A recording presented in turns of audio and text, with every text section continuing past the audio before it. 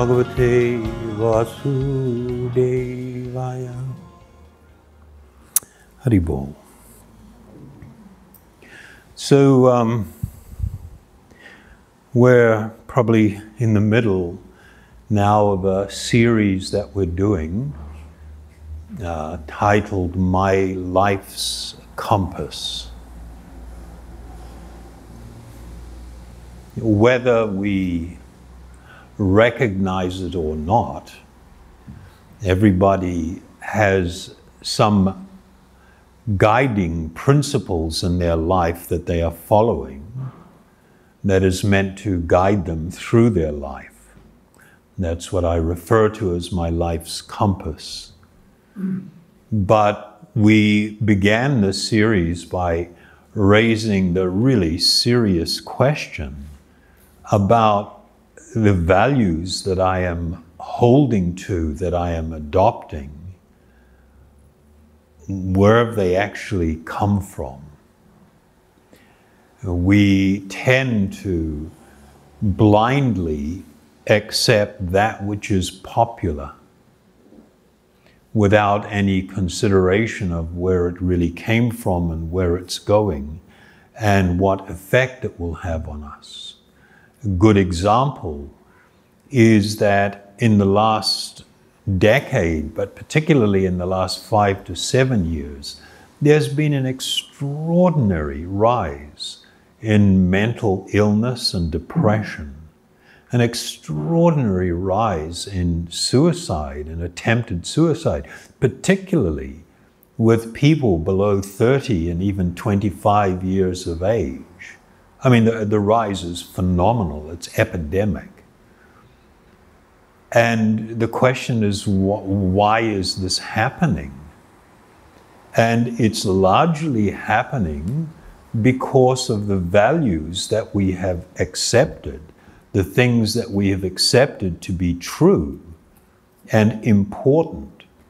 Like one of the most actually destructive things out there is social media. The people that designed social media studied the addictive behavior and the addictive tendencies of people and have utilized those psychological tools to hold your attention. They want you for as long as they can have you. And the tools for doing that are to appeal often to things that are not really good in human nature. Particularly adversity. They like the shock and awe. They like feeding scandal because scandal engages people. They encourage people to troll and to speak badly to each other online. They think, personally, they think that this is really cool because it keeps people engaged. Yeah. You know, all these absurd reactions. And they're just appealing to the baser instincts. And here we are being enslaved by things that actually don't contribute to our well-being and our happiness. So we started this series just, to make a point of that with a statement by one of the world's leading environmental scientists who talked about how terrible the situation is and how he thought previously that, a decade or more of good science was going to solve all the problems of global warming and, overconsumption of stuff and everything. And he said he came to the realization that science is not going to solve the problem. His statement, he said, the top environmental problems are greediness, selfishness, and apathy. And to deal with these, we need a cultural and spiritual transformation. And we scientists don't know how to do that. That's pretty in your face and pretty blatant. You can protest all you want and try to feel good about yourself by recycling and everything. But we have a fundamental problem, the over-consumption of things in this world. For no good end, it just results in more unhappiness and mental disturbance and everything. Then in the second, and just so you know, there's a number of new people here tonight and also joining us online. The previous couple of talks we did in the series are up on either Mantra Night, Meditation New Zealand, or my own YouTube channel or Facebook. Yeah, I do social media, not to consume, but to try and share something of a bit more value. So in the second series, we looked at if we're going to really consider what are the values that I should embrace that become my life's compass. And one of the things I've got to get over really, really quickly is my own self-importance. Just because you have an opinion, it doesn't mean it's right. Just because I have an opinion or I hold something to be true doesn't make it true or doesn't make it right. We need to be a lot more objective and less subjective in this arena. And so we looked at the whole, this phenomena that people talk about your truth and my truth. This is so silly, and it's not very mature to devolve into such silly arguments. There is either something is true or it's not true. Two people can't hold differing opinions about something and both be right as a general principle. So in part of that conversation and discussion, we examined or we looked at a statement by a guy, a writer and producer of a brilliant BBC documentary series called The Century of the Self. And it's all about how over the last 100 years there was this monumental rise in self-centeredness and self-importance, where people are so obsessed with that the idea of a greater good and me making sacrifice in my life for some greater good, it's almost non-existent.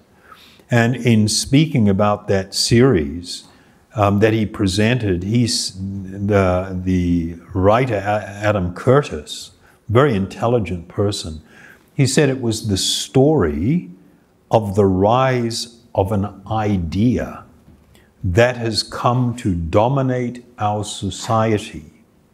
It is the belief that satisfaction of individual feelings and desires is our highest priority. And that pretty much describes the current world and the consumer economic system. And it's not helpful. So before we get into the foundation for the principles that I will sort of suggest that people should consider in developing a real roadmap based on principles that they want to want to govern their life, there is a little topic I'm going to touch on, and it's the idea of restraint. Restraint has become an evil word. Indulgence is worshipped. And restraint is like a big no-no. And I'm going to give you an example in a little bit that some people might get very upset with me about. Sorry.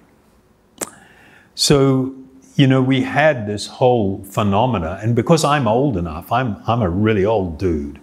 I'm hitting 70. I've seen a lot. And I was so arrogant when I was young, thinking I knew so much. And time has taught me to be infinitely more humble about things. But I saw this rise. I was, a product of the flower power era, the sex, drugs, and rock and roll, coming out of the late 60s into the early 70s.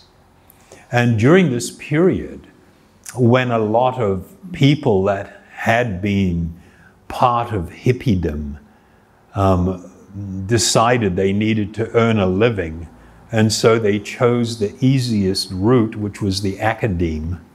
And many of them went back into the academe and started teaching sociology and psychology, but with it they were teaching values and ideas that they had picked up along the way.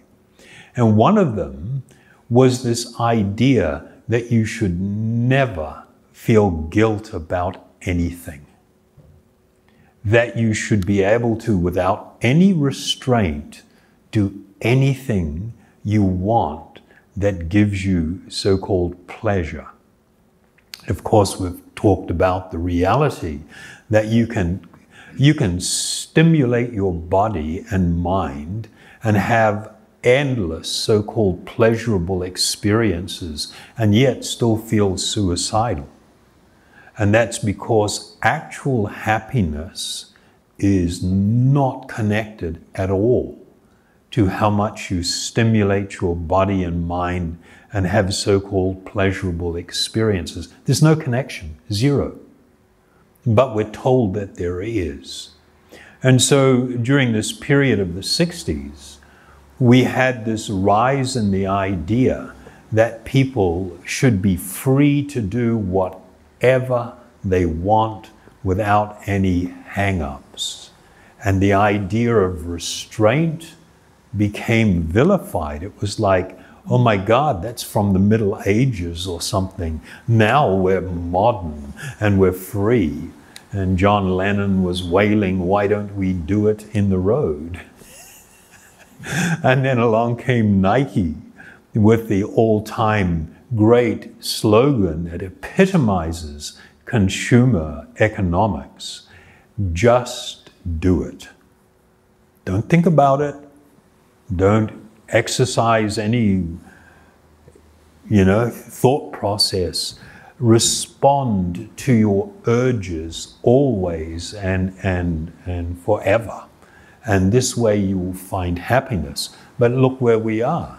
Why is there such a massive rise in depression and mental illness? Why is there such a massive rise in suicide? There's something wrong with that formula that everybody has been, accepting. And we see that when you accept that formula, you have the problems that we have today, like with, climate change and all the things that we're looking at that's making the earth not look so good as we go forward. So, there was this idea that religion is inherently bad because it makes people guilty and it tells them, don't do this or don't do that. Whereas I should be free to do anything I want, no hang-ups. I'm sorry, that's what animals do. That's not human life. Human life means a life of responsibility. And if you want to be happy, if you actually want to be happy, more than anything, you need purpose.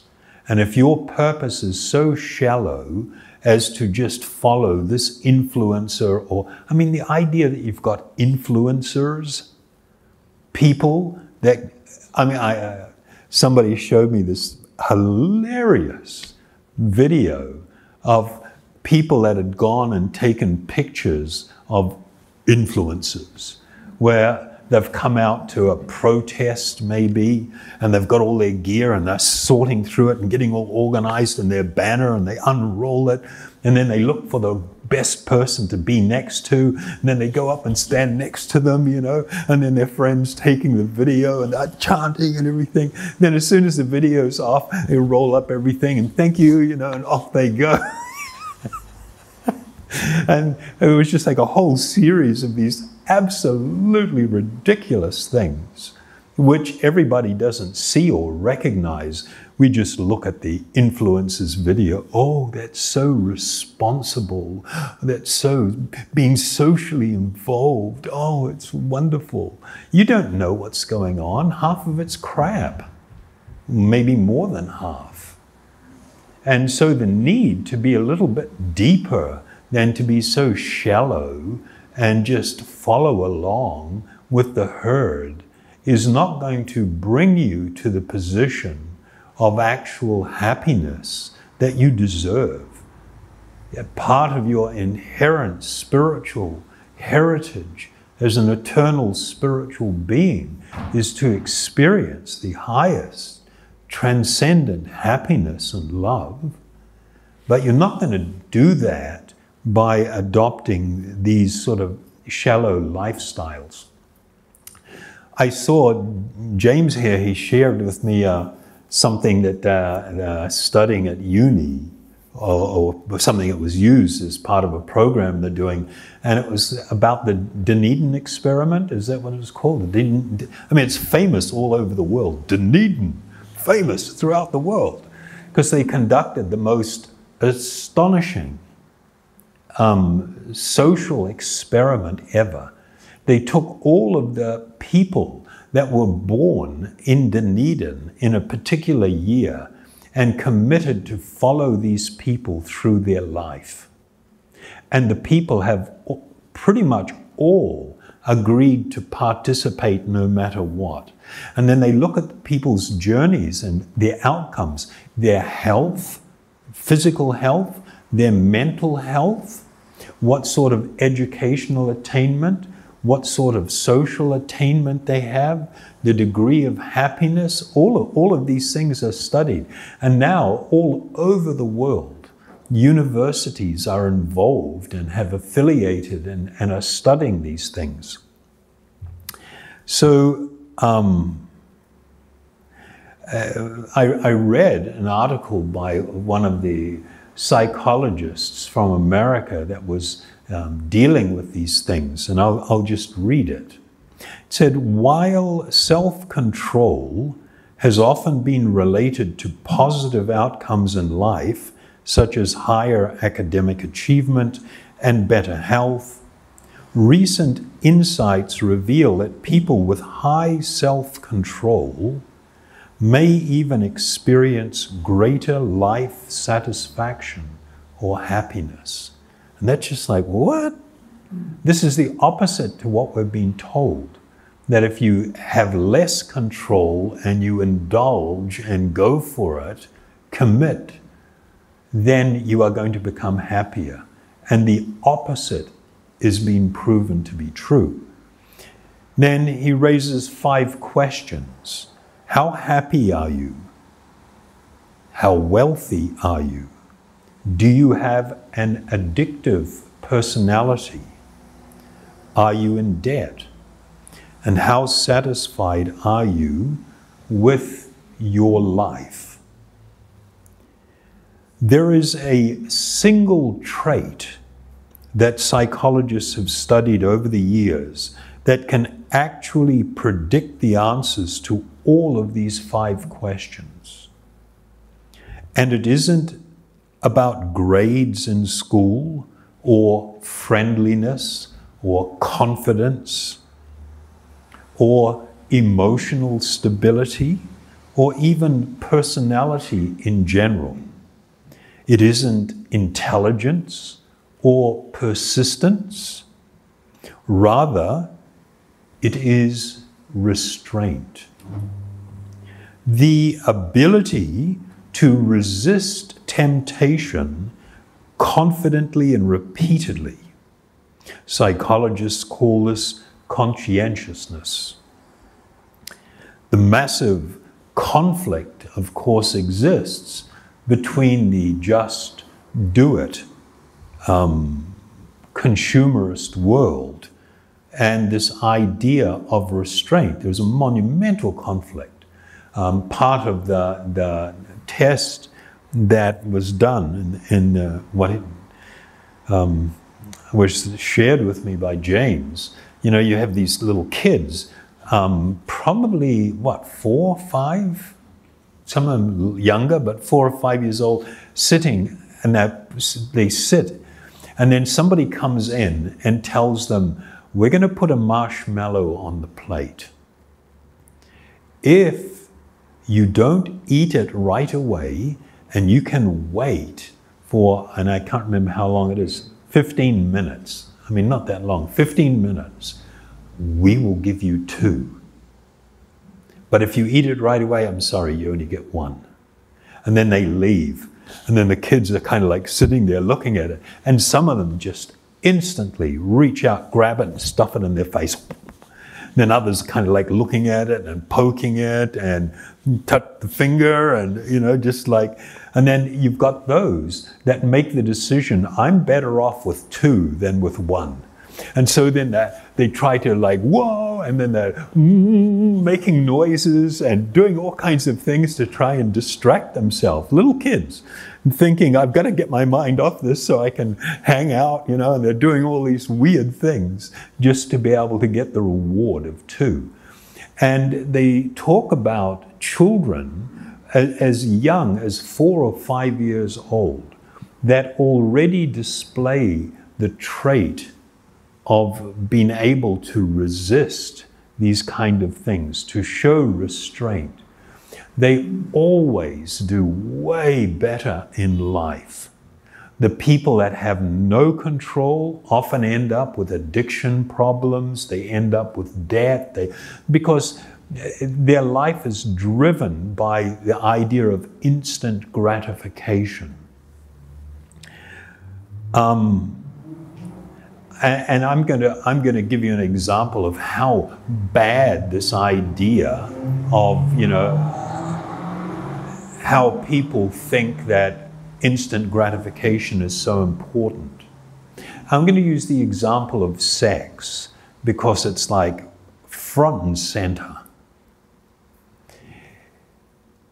Nowadays, in sex education classes throughout the world, I'm not sure what it's like in New Zealand here, but throughout the world, the idea that you should teach young people restraint is bad. What you need to do is be responsible and teach them how to be responsible in their sexual pursuits. And that's just like crazy land, because you have all these psychological, studies that have been done, that when people at young ages get involved in heavy relationships, and particularly sexual relationships, since their own brains are not so well developed yet, they're not reached maturity, you set young kids up for a lifetime of failed relationships. And there's all this psychology behind it. In England, they've done really far out studies on the subject. But the idea that you should teach somebody to perhaps wait until you're a little bit more mature, develop some, emotional maturity and learn how to deal with relationships, that's just like, whoa, that's bad. What you're going to do is teach them how to roll on a condom or where to get a pill from. And they should be allowed to just do anything that they want. Is that not more or less the idea that's promoted? Maybe oversimplifying it, but more or less.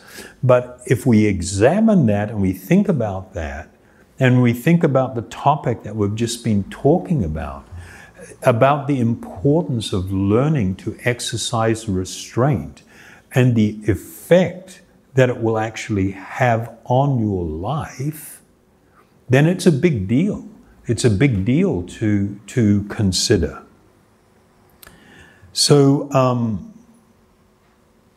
Yoga Wisdom fundamentally teaches that restraint plus spiritual practice, a spiritual practice primarily founded on meditation, it will lead to actual self-realization.